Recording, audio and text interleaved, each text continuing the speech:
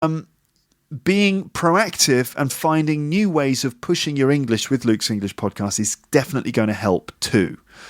Okay, so you've got two positions. Just listen, and already you've got an advantage on the competition.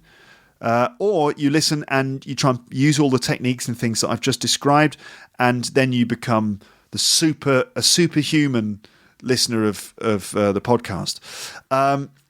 So those are all bits of advice, but I haven't mentioned the elephant in the room. And this is the thing that's missing from the whole arrangement. And I haven't talked about it because previously it was a bit of a problem, but not so much anymore. Now, what does the elephant in the room mean? Well, the elephant in the room is an expression that we use when there's like a thing that nobody is mentioning. It's something that's really obvious that everyone is aware of, but no one is talking about it. For example, you could be sitting you can imagine everyone sitting around a room and there's an elephant there, but no one is mentioning it, no one's talking about it, right? Even though it's obvious. Now, in this case, the elephant in the room that I'm talking about is the fact that Luke's English podcast doesn't give you everything you need for your English. Now, that shouldn't be a shock, of course, because I've always said that the podcast is best enjoyed as part of a balanced diet. I mean that you get the best results by combining listening to this with other things, such as studying and speaking practice. But certainly what I haven't mentioned so far is that the podcast certainly can't give you the one thing that you really, really need to make rapid progress in English, and that is the chance to practice speaking with native speakers. All right. Now, beyond adding habits and techniques into your lifestyle and getting regular exposure to authentic English with the podcast, the best way to get your English to a much better level is to do plenty of speaking. All right. Speaking in authentic conversation with native speakers. That's definitely the fastest way to push your fluency, accuracy, and range of vocabulary, grammar, and pronunciation to the level that it needs to be. Natural conversation with native speakers, hopefully teachers who understand your situation and can help you with error correction and explanations, and by listening to you more. So I haven't mentioned that before because I've known that for many of you, it's just not possible. Right? Like finding a native speaker to talk to regularly might not be possible.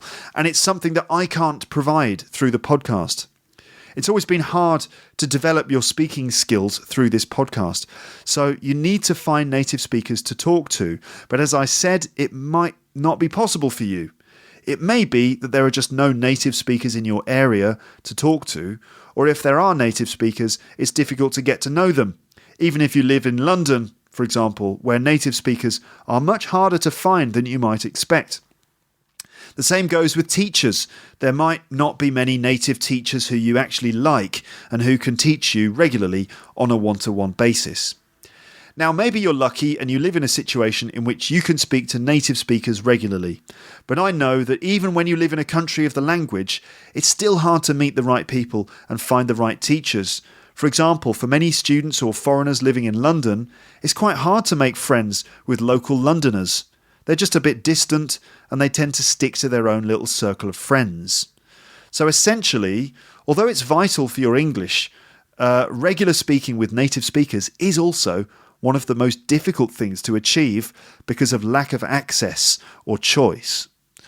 So, despite this lack of speaking practice, I imagine that you just keep going, you continue trying to learn or maintain your level of English as well as possible without enough contact with natives. You probably listen to the podcast when you can, and you love it when new episodes come out. And although you have plenty of feelings and ideas in your mind when you're listening, you don't have anyone to express them to. You might take English classes, but it's still not really enough, especially if you're in a group where you're not really getting enough attention and you're listening to a lot of stuff from the other students. Now, you might find other opportunities to speak to natives, but it still might not be sufficient or convenient. So what you really need is a regular person, a language partner, or an individual teacher who you can rely on and who knows how to talk to you as a learner of English.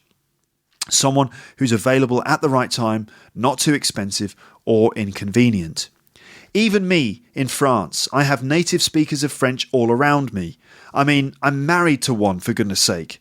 but none of them are quite suitable as a language teacher for me somehow. For example, my wife and I have already established our relationship in English, and it's hard to switch to French because there are just too many personal things going on in our lives, and it's not practical to speak English. It's not practical to speak French. You know, like sometimes what we do is we'll start speaking French a little bit, and then something happens, and then we immediately switch to English. Also, in French, I'm a bit stupid. I mean, I'm a bit thick. Because my level of French is quite low, I'm just not a very interesting or engaging person to be with. So I don't want her to think I'm stupid or anything, you know? So we end up speaking English. Now, what I could do for my French is I could go on a mission to find an individual teacher or someone who's willing to do a language exchange with me. But honestly, I'd rather just go online, just browse some teachers, find someone easily, and then schedule someone to speak to, some one-to-one speaking lessons on Skype, so I can choose exactly when and where the lessons will take place, in my home basically, and it won't be too expensive. I just don't want the hassle of having to go out, arrange a place to meet, and if it's in my home that means cleaning the place up, or if it's in the teacher's home that means travelling and extending the time I have to devote to this. If it's a public place that I'm going to have my lesson, then that means putting up with the fact that strangers around me are listening to my lesson and probably judging me and my teacher. So what I need is an online service which completely cuts through all of that annoying stuff. And I've been looking for a service like that, and I'm really pleased today because I've found the perfect one. I can now arrange all my French lessons and conversation classes online. I can do them all online via Skype, and all from the comfort of my own home. I can just do them at the kitchen table with my laptop.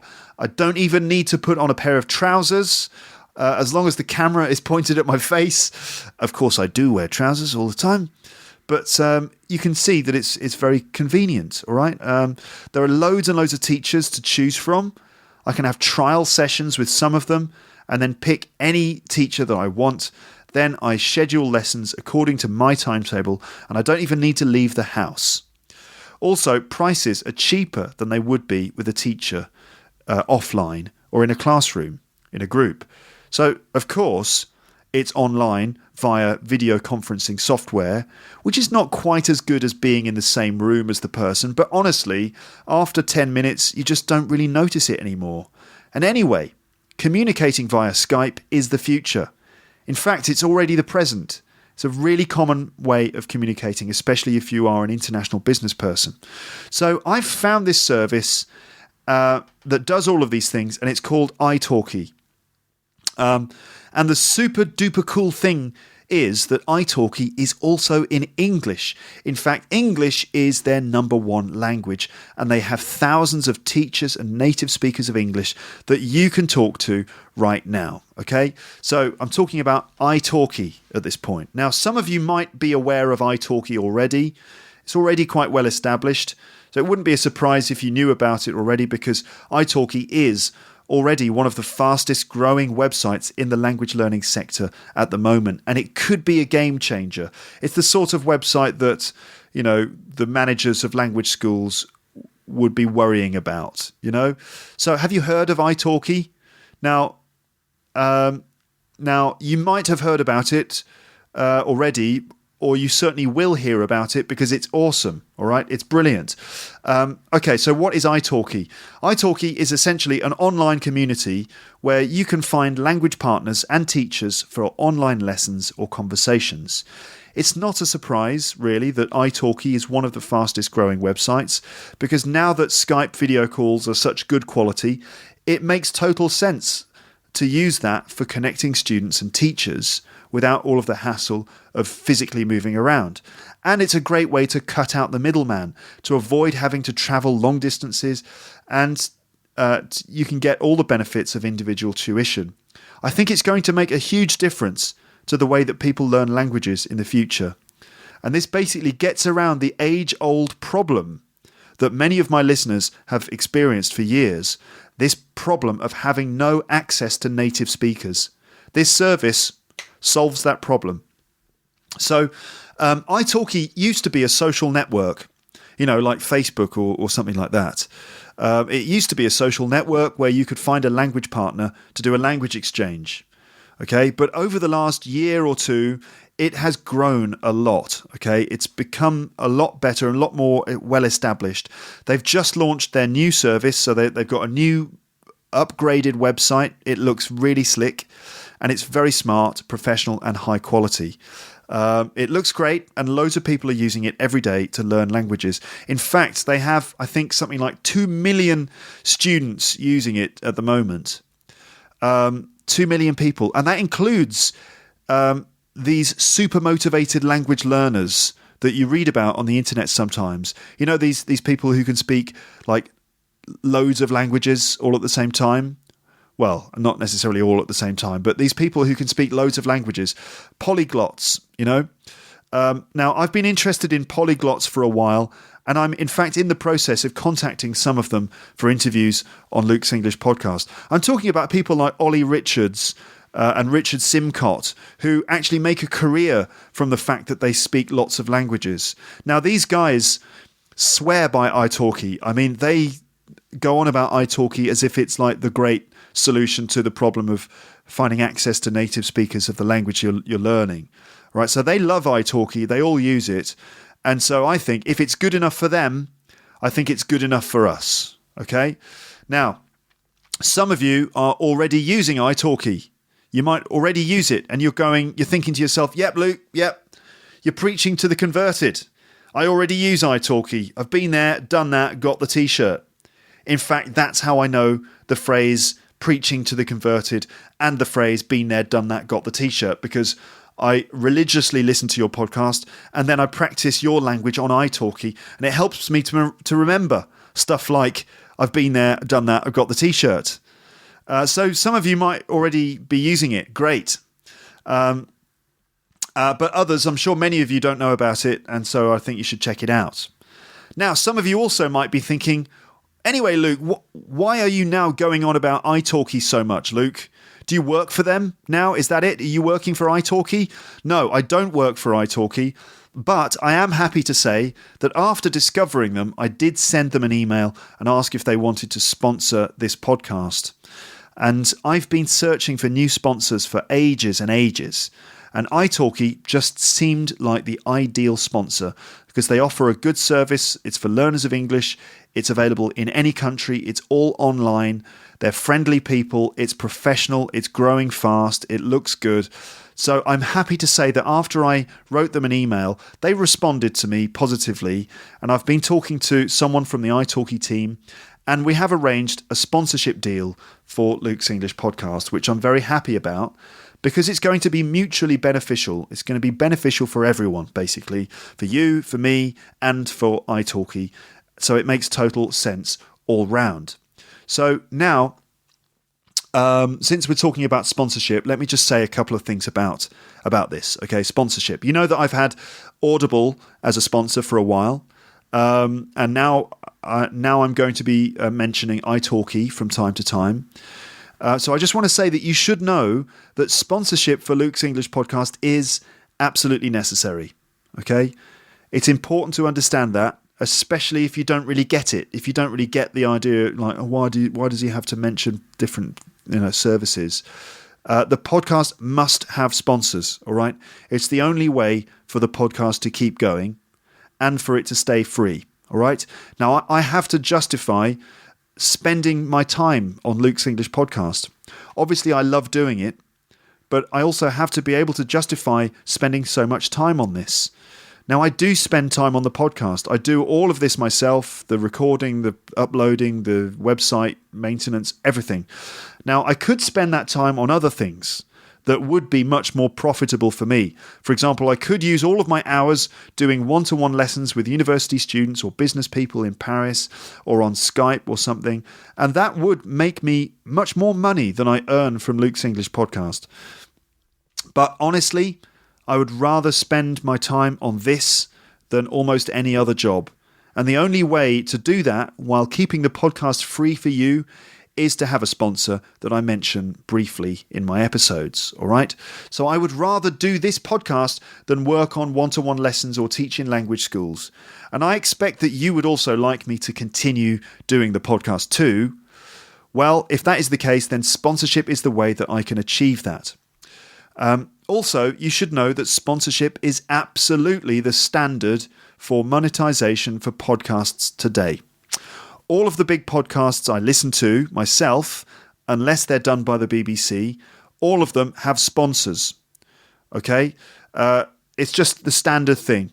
Mark Maron's podcast, Joe Rogan's podcast, bloody hell, any of them really. Scroobius Pip's podcast, pretty much any podcast that I listen to, they all have sponsors. It's standard. Okay, and Luke's English podcast is no different. So, in fact, I'm very glad that my podcast is popular enough to attract sponsors. I think it means that I must be doing something right. Okay, so sponsors are necessary for the show, and for me, it's vital to find a sponsor that offers you quality service that can really make a difference to your English. It's been hard to find the right company. I've had Audible for a while now. But I have also continued to look for other services that you might like. So Audible are great. Those audiobooks are brilliantly produced. They're of excellent quality. And it's a good offer, I think. A 30-day trial with the service and a free audiobook. I think you can't really argue with that. By the way, that offer is staying open. You can still get a free audiobook from Audible by going to teacherluke.co.uk/audible. You can still do that. But honestly, I think that italki are an even better service for my listeners in a more profound way for your English. Now, you already have a lot to listen to with Luke's English podcast. In fact, Audible, as a maker of audiobooks, they're a kind of competitor for me. And by sticking a 15-hour audiobook in your phone, essentially I'm giving you the choice of listening either to me or listening to the book. And I hope you choose me first. But anyway, you already have tons of stuff to listen to, either from me or from audiobooks. But speaking to native speakers is going to be so good for your English, and that's what italki would allow you to do. So I'm really pleased that after checking out my podcast and my website, the people at italki are very keen to work with me and to sponsor the podcast. So yes, I have managed to secure italki as my new sponsors, and I'm very happy to recommend them to you. The cool thing is that you can get free teaching time on italki. You can get some free time with a native speaker if you are a Luke's English podcast listener, because italki are offering all my listeners 100 lesson credits free, which is equivalent to about $10 worth of free teaching. That's equivalent to about 1 hour with some of those teachers. Okay, so when you've made your first purchase, then italki will credit your account with $10 or 100 credits. So if you want to get stuck into that offer already, if you want to go and check out italki, just go to teacherluke.co.uk/talk. Okay, teacherluke.co.uk/talk to check out italki. Look at some teachers, start talking to people, and then you can get, when you've purchased some lessons, you can get 1 hour free. Okay, so let me just tell you a little bit more about italki now. Now, this is the sort of episode in which I talk quite a lot about it. I'm not going to be doing this in every single episode, but let me just give you a sort of overview of italki so you know what you're dealing with. So they already have 2 million language learners using the platform. You can learn pretty much any language you want. Of course, English is the most popular language, and there are more English teachers and tutors than other languages on there. So after going to teacherluke.co.uk/talk, you sign up free, just like a social network. Then you decide which language or languages you're interested in. Let's say it's English. And then you can choose to find either professional teachers or community tutors. Okay? Professional teachers are qualified to teach English as a foreign language. They're professional teachers that specialize in different skills, different types of English, for example, business English or IELTS or exams and stuff. And they will guide you through the learning process. Okay? It's just like having a one-to-one lesson with a teacher in a language school or in your own home, except that it's done using video conferencing software like Skype. Okay? So professional teachers. Then there are the community tutors. Essentially, they're not qualified teachers, but they are educated native speakers of English who are passionate about sharing their language with you and helping you to practice communicating and developing your fluency. So it's like spending time with a native speaker of English. They're also cheaper than the professional teachers. And there are some great community tutors on italki, and they are a really good option for those of you who need to talk to native speakers of English and you have more of a limited budget. In fact, I think that the community tutors could be the best thing about italki, because these are friendly native speakers of English based in the UK who are able and ready to talk to you right now, and they're cheaper than teachers. Okay? But it's not just about teachers and tutors, because italki offers you plenty of other content too. There is a whole community of people on italki because it's not only a marketplace for teachers, it's also a social network for language learners. It's a really cool place to hang out if you're learning a language, and it's better than other social networks like Facebook because all of the people who are on italki's forums and blogs are motivated language learners, and they're not there just to make stupid comments and waste time like on Facebook. Okay, so there's the social networking side. Also, italki publishes lots of articles and blog pieces about language learning. There's already a large catalogue of interesting and useful articles that you can access. And finally, and I think this may be one of the best features of italki, you can arrange language exchanges with speakers of other languages. And this is a great option for people who are on a really tight budget, because they're not costly at all. There's bound to be people out there who want to speak your language. Let's say you're Japanese, you're Russian or something. There will be people on italki who want to learn Russian or Japanese or Spanish or Italian or something. And they will be native speakers of English. So you can check out the community and look for people who speak your target language and who want to practice speaking your language too. Connect with them, and then next thing you know, you've got a regular language partner who you can talk to, both in English sometimes and in your language at other times. That's a really good way of doing it. Okay, this is one of the oldest ways to get speaking practice at no cost, language exchanges.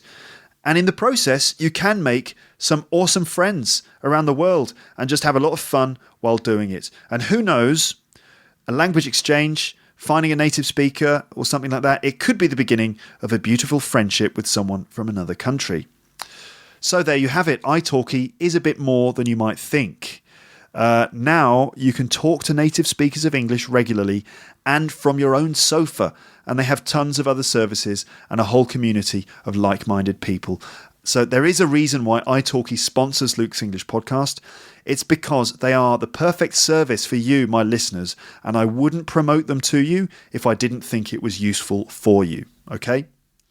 Now, I realise that in this episode, I'm talking about italki quite a lot. You know, I'm banging on about it quite a lot. I'm not going to go on about this subject a massive amount in every single episode in the future. My episodes will run as they normally do, and I'm still free to talk about whatever I want to talk about.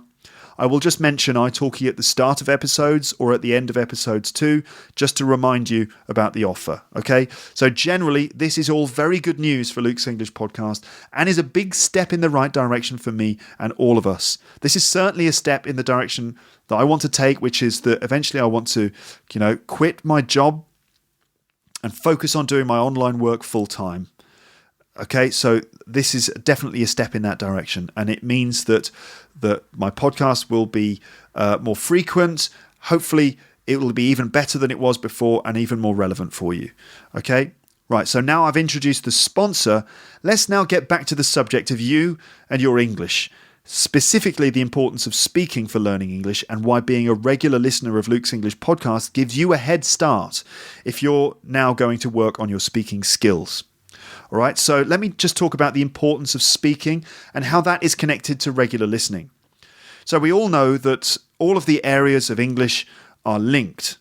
So first of all, improving your listening will have an effect on your pronunciation and speaking, and probably your vocabulary and grammar too. Then following that up with regular speaking is a great combination for faster fluency and linguistic control. I'm really convinced that regularly listening to this podcast and engaging in an authentic way with the things I'm saying and the sentiments I'm expressing, which are either humorous or serious or mysterious or factual or whatever, I think that is really going to make a great difference. My professional knowledge tells me that it's true, but also my experience tells me that it's true.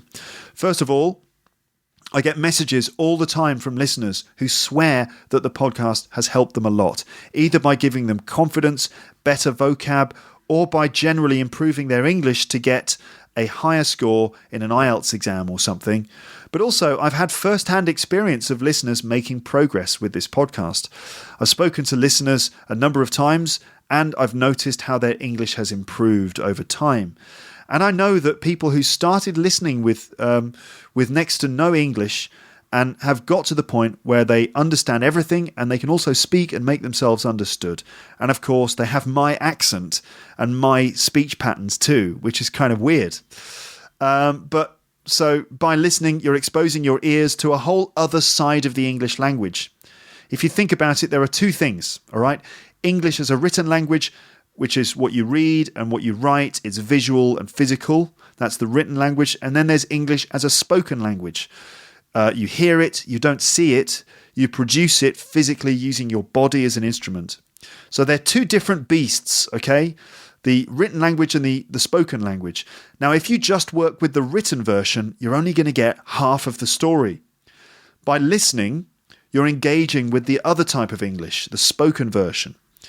And spoken English has been around longer than the written version, as far as I understand. Stories and knowledge have been transferred orally for many, many years, and this form of communication was around before people developed written language. So by focusing on spoken English, you're really focusing on the whole oral tradition of English. Also, speaking is a very immediate and lively form of English. Spoken English takes many forms because of different accents and is closely tied into codes of behaviour and body language. It can be much harder to understand spoken English, especially if you're used to reading all of your English and you need a script of what's being said. So regularly listening to authentic conversations can really give you an edge, certainly over the majority of people out there who've spent more time on reading and writing than on listening and speaking. So if you listen a lot, you can really explore the way that sounds are used to create words and how those words connect to each other and how the whole thing is interpreted by stress patterns and intonation in the voice. English has a rhythm and an accent that you can never find in the written version. The voice is used as a delivery system for English, and it's vital that you get to know how that works. And to do that, you just have to listen to it. Also, regular listening exposes you to so many words and grammatical structures that you start to develop an intuition over grammar. And that's the best situation to be in. You know, when you're doing an exercise, you know that the answer is right because it just feels right after having heard that particular phrase or prepositional collocation many times already. It just feels like the right answer, but you don't have the rule. And if that's the case, then now you're thinking like a native speaker. The rule doesn't matter. All that matters is that you're familiar with the right kind of English. And listening to the podcast regularly is a great way to work on those things. But speaking is absolutely vital, because if you want to make fast progress and become a good communicator, that requires some practice and a positive attitude. The good news is that if you're a regular listener to this podcast, then you have a head start, because having this podcast as a platform, you can really push your spoken English further and much faster as well. In fact, as well as giving you a foundation of passive knowledge from listening to this podcast, you can also get lots of inspiration and information which you can use to push your speaking. First of all, you're already interacting with the language in its spoken form by listening to it. Your brain's already used to listening, and this should make it much easier to then respond by speaking yourself.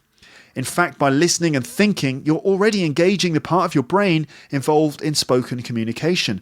You'll be more familiar with accent, rhythm, and intonation, and so it will be far less foreign for you to produce those sounds that you know quite well. In terms of topics and ideas, hopefully the conversations and topics that I cover on this podcast are exactly the sorts of topics that you could talk about in speaking lessons or conversations that you might have. And I'm assuming here that you're considering working on your speaking for a bit, okay? So in your lessons, you could use topics or activities that you've heard on the podcast. I think it's time to activate the passive English that you have now in your possession. Okay, so I'm glad about that because I think my podcast club, my Lepsters, my LEP ninjas, or the Jedi Knights of Luke's English podcast, my followers or whatever, you are my special team, and I'm glad when you get a head start in something. And I think that people who want to improve their speaking, and I meet those people all the time, and who haven't listened to this podcast are definitely at a disadvantage. Imagine starting conversations in English when you haven't listened to any episodes of this or any other podcast. It would be like starting all cold, with no English in your mind and no sense of how to create spoken discourse or understand the person you're talking to. It would be like starting from scratch. So hopefully my podcast is like lubrication for your brain, or it's like brain training to keep yourself fresh and ready for action. And you should activate that English as much as possible for quicker progress. Okay, so I've been going for about 1 hour and 10 minutes. I'm going to keep going because I've still got lots of other things to say to you. So let me just talk to you about some evidence for the importance of developing your speaking skills. So just in case you weren't convinced of the importance of speaking, here are some reasons why it's a good idea to focus on using speaking as your way of mastering communication in English alongside regular listening. So first of all, top language educators and examiners like the British Council, International House and Cambridge University all stress the importance of speaking skills for achieving anything in English, and this is reflected in the courses offered by those institutions and the way that they run their courses, with many of those top schools putting a lot of emphasis on speaking and communication skills in their lessons. It's generally well known that speaking skills in English are learnt and acquired most quickly through engaging in communication activities directed by teachers, in which you can really improve your spoken fluency through practice and feedback. Also, any Cambridge exam involves a speaking test, which is worth at least 25% of your mark. Okay, so it's clear that these institutions value speaking very highly. Improving your speaking also has knock-on effects in other areas. It can help you to tune your ear while listening, to improve your vocab and grammar, and also feed into your writing, which can become faster and more expressive. So the fact that it's instant and dynamic makes speaking a faster way of working on your English. Let me now just sort of share with you a few comments that I found from the website of a man named Gerald Gillis, who is a writer and public speaker. So here are some comments by respected public speaker Gerald Gillis, who hits the nail on the head regarding how speaking skills are vital for success in business. And much of what he says can be applied to other areas of life too.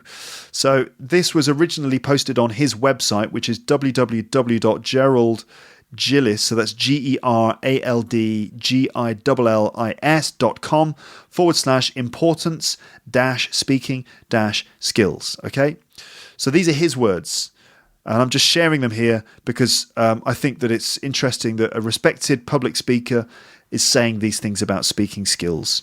So he says this: the 4 language skills of listening, speaking, reading and writing are all interconnected. Proficiency in each skill is necessary to become a well-rounded communicator, but the ability to speak skillfully provides the speaker with several distinct advantages. The capacity to put words together in a meaningful way to reflect thoughts, opinions and feelings provides the speaker with these important advantages. So first of all, ability to inform, persuade and direct. Business managers, educators, military leaders, lawyers and politicians, among others, seek to develop their speaking skills to such a level that they are transformed into Jedi Master communicators. Okay, he didn't write Jedi Masters, I added the word Jedi. But anyway, speaking clearly and confidently can gain the attention of an audience, providing the golden opportunity for the speaker to make the message known. Wise is the speaker who gains and then holds the attention of an audience with well-chosen words in a well-delivered presentation, forming a message that is effective, informative, and understood. Secondly, ability to stand out from the rest. When one thinks of speaking skills, one tends to think of it as a common skill. Well, think again. The ability to stand before others and speak effectively is not an ordinary ability. Many people are deathly afraid of public speaking. Others have little ability to form thoughts into sentences and then deliver those words in a believable way. The bad news is that any given moment the world has precious few with the speaking talents of, say, Winston Churchill or John F. Kennedy. The good news is that a speaker whose skills are honed and developed with constant application and hard work can stand out. Thirdly, the ability to benefit derivatively. So well-developed verbal skills can increase one's negotiation skills. Self-confidence is improved. A growing sense of comfort comes from speaking in front of larger and larger audiences. A reputation for excellence in speaking can accrue over time, thereby imparting a certain credibility to the speaker. And then lastly, career enhancement. Employers have always valued the ability to speak well. It is and always will be an important skill and well worth the effort in fully developing. This is especially evident when talking about English as a second language. So I could add a few other things, like, for example, developing relationships. These are my words now, again. So there are other things, other reasons why speaking is important. For example, it can help you to develop relationships. Good speaking skills give you confidence, which helps to install a feeling of trust into your relationships. And you can truly be yourself. And this is very charming indeed. In fact, a confident, charming speaker of English from another country, speaking with a slightly different accent, can be very seductive to native speakers of English. And I might hasten to add that speaking good English will not just open doors, it could also open legs too, if you know what I mean. So there it is. I hope you're feeling fully motivated and ready to push your English onwards and upwards. Don't forget to check out italki and have a look at some of the qualified teachers and native speakers that you can talk to either as lessons or in conversation practice.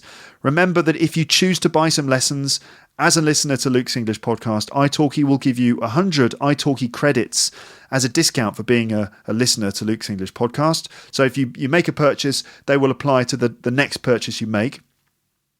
100 credits is worth about $10 and is around the price of a 1-hour session with some of those people. So you can get your first 1-hour lesson free after you've paid for some courses. And that discount is applied, as I said, when you make your first purchase.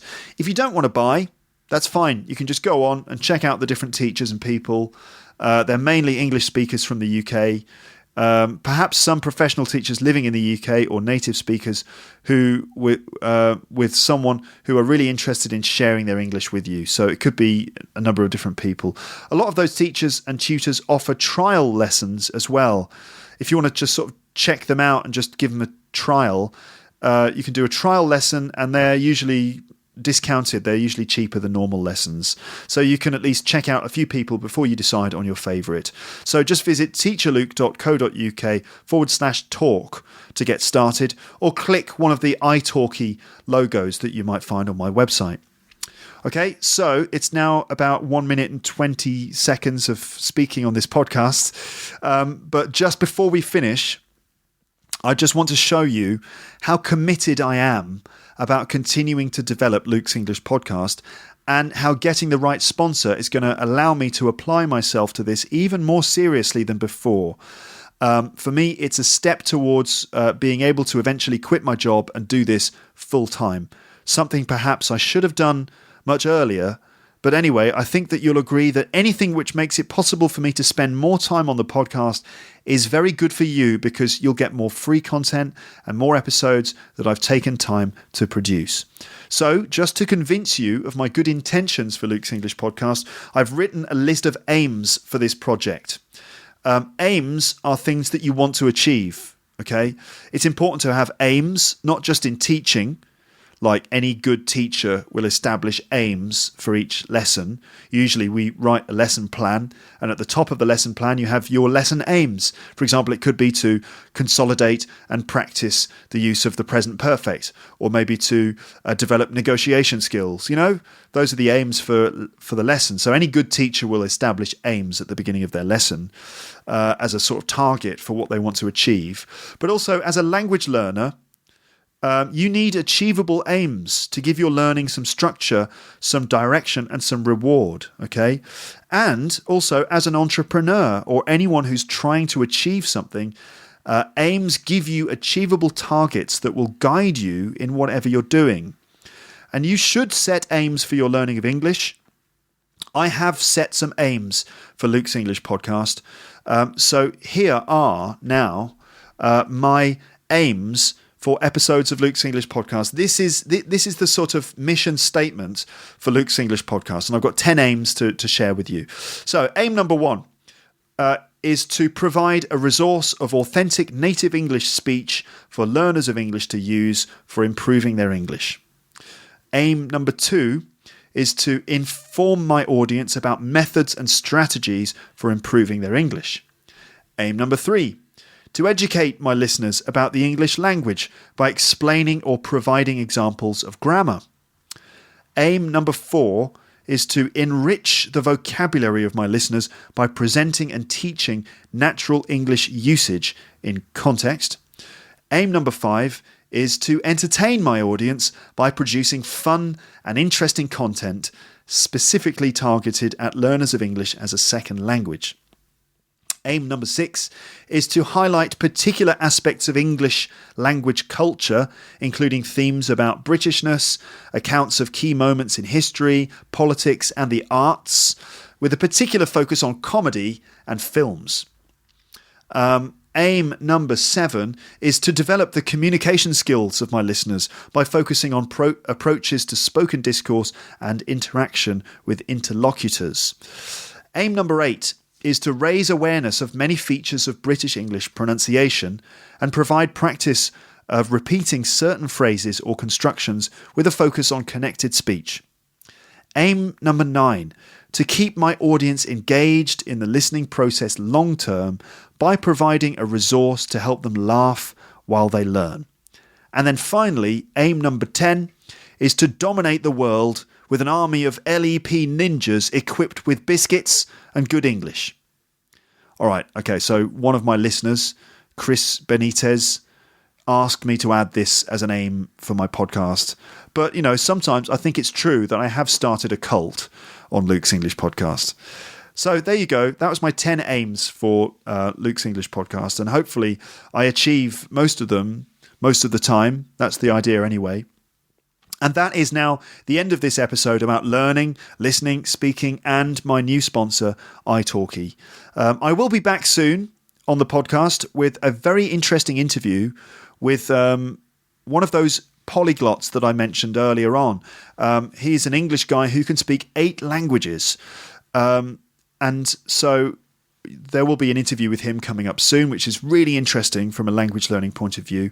And also there will be plenty of other episodes on different topics coming up very soon. Don't forget to go to the page for this episode at teacherluke.co.uk. This is episode number 331. And you can read a transcript of everything I've said in this episode on that page. Okay, so that is it. That's the end of this episode. Over 1 hour and 20 minutes worth. Don't forget to leave your comments and stuff on the page for the episode. But that's it for this one. So for now, it's time to just say goodbye. Bye. Thanks again for listening to Luke's English podcast. For more information, visit teacherluke.co.uk.